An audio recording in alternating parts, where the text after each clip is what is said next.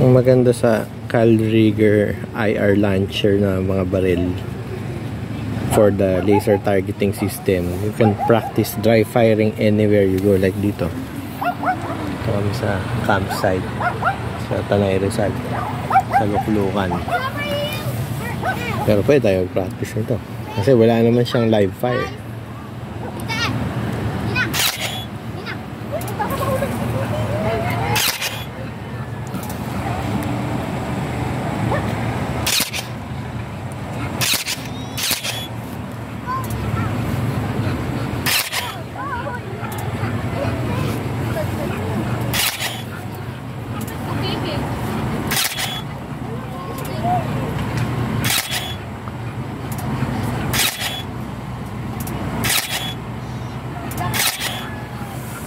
Galing, diba?